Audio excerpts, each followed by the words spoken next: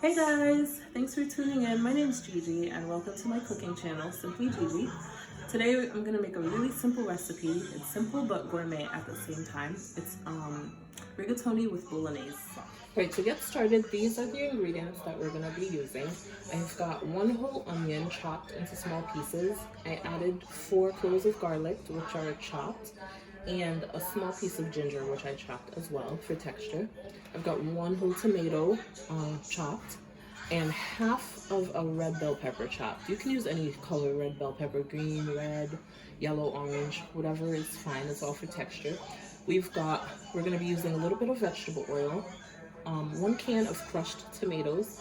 It's really important that you use crushed tomatoes and not tomato sauce for the texture of the sauce.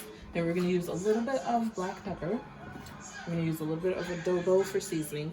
You can use your favorite seasoning salt. It doesn't have to be adobo. We've got a little bit of onion powder, a little bit of garlic powder, a little bit of cayenne pepper. We're going to be using salt for the pasta. We are going to be using Parmesan cheese, any high quality grated Parmesan cheese. We've got our rigatoni. You can use rigatoni, you can use ziti, but you want like a large pasta that will be able to soak up the salt. And we also have a seasoning cube, which is the chicken flavor. You can use beef flavor as well, Maggi cube.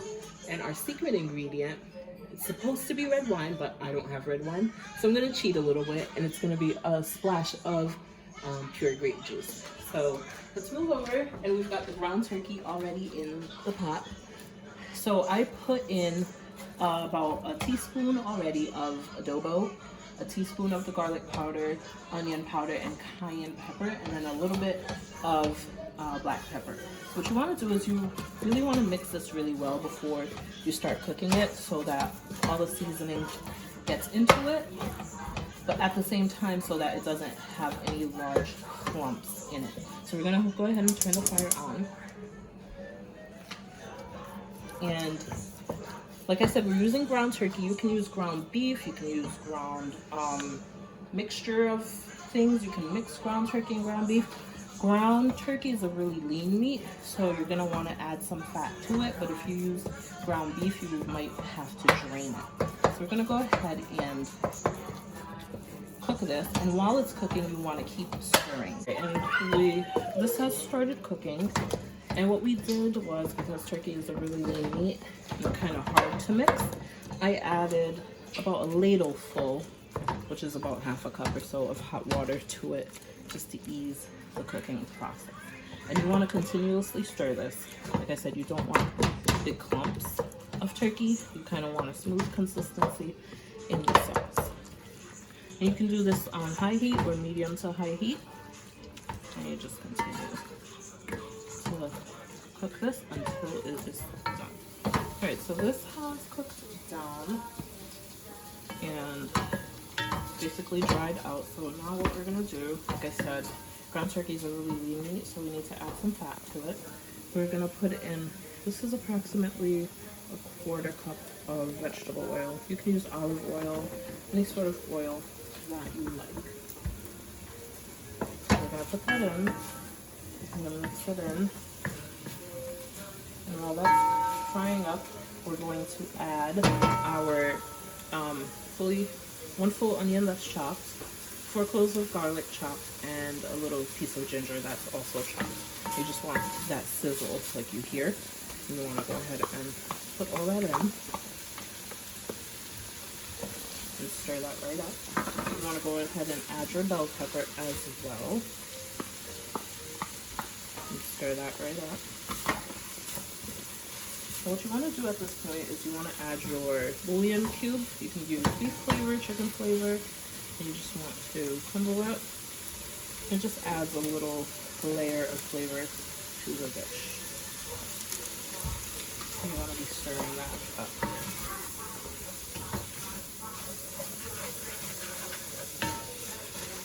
And again, you want this on a high heat or a medium to high heat so that all the ingredients cook.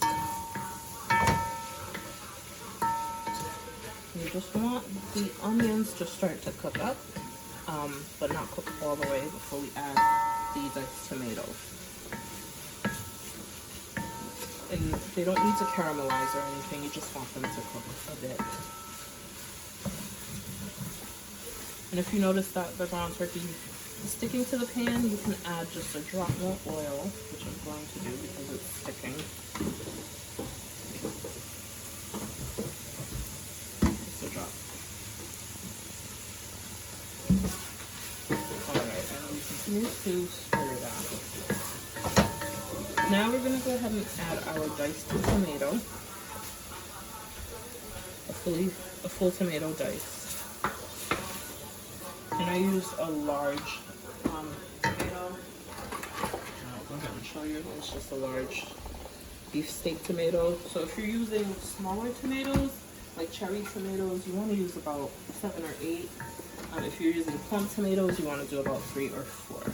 You just want that thick texture of the tomato. So I'm going to go ahead and keep stirring that. Let that come together. And we're going to give it a minute to come together. And while this is cooking up, we're going to go ahead and start boiling our pasta. And this is a rigatoni. And like I said, you can use rigatoni, you can use a Dji-ji, just any large pasta that has the large holes in it. And we've got our water boiling.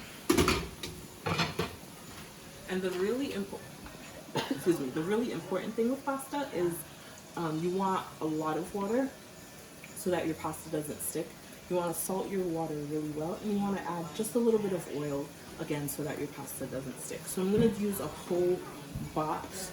This is 1 pound to go with the sauce. So just throw it in. And you want to give it a good stir when you first throw it in to make sure it doesn't stick. And then you just want to cover it and allow it to boil.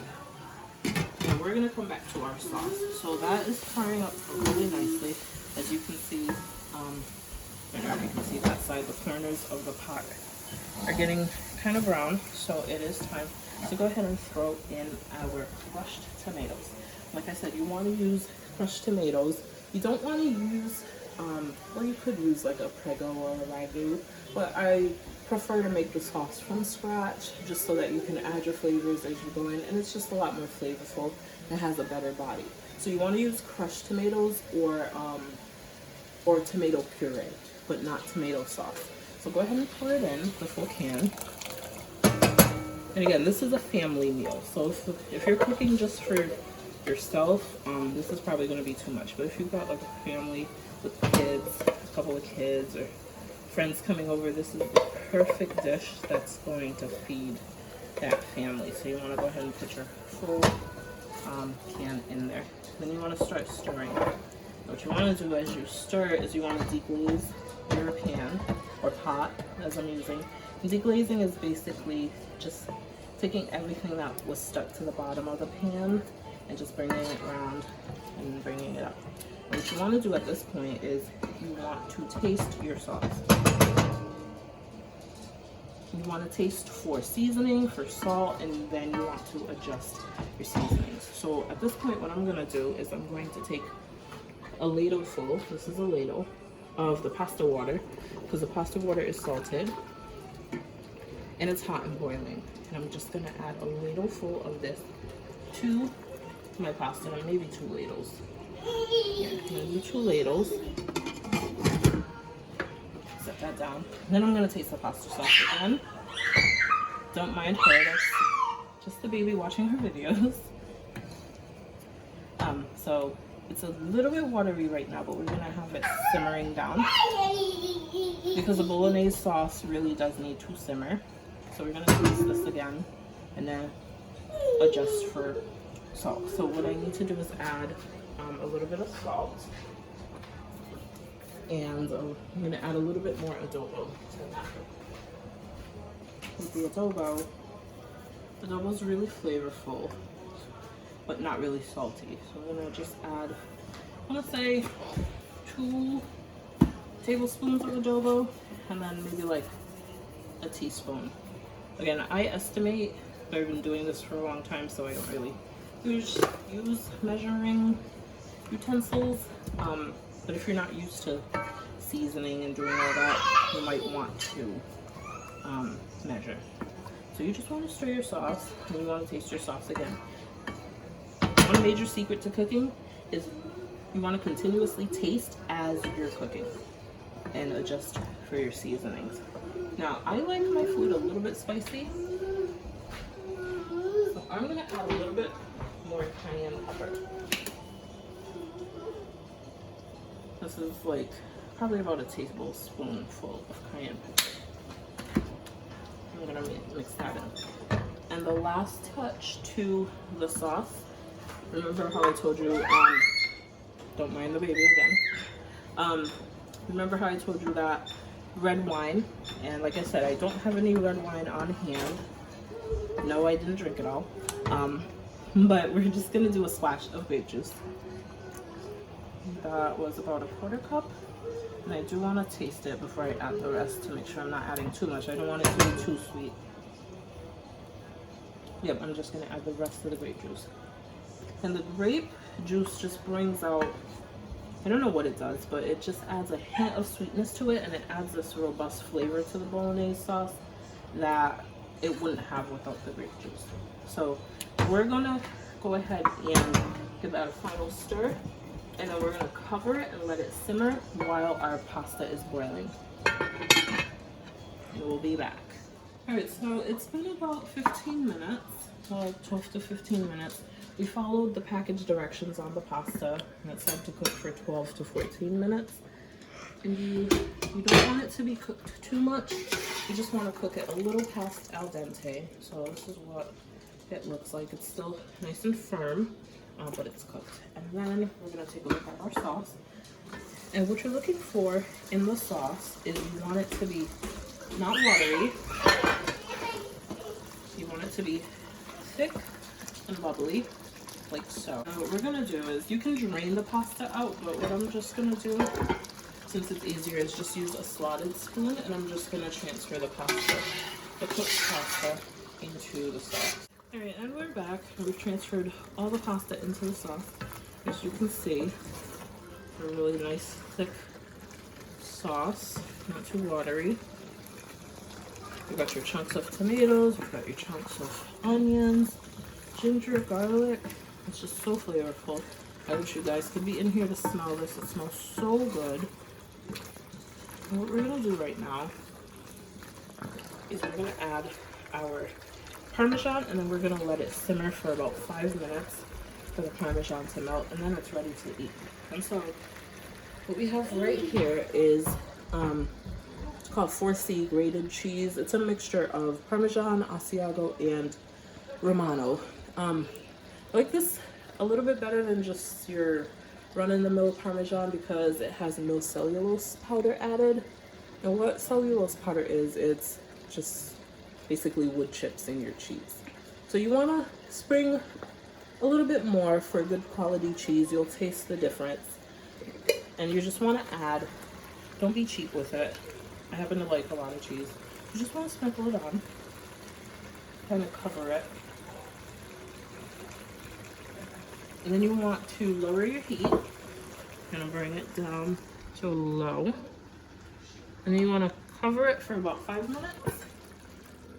Let all that cheese melt. Okay guys, we're back. It's been about 7 minutes. We've been letting the rigatoni and bolognese sauce simmer with Parmesan cheese on top, so it should be ready. Let's see what it is, what it looks like. Oh yes, guys, look, look, look. Get in here, get in here. It's cheesy, it's saucy, it's pasta. You can't go wrong.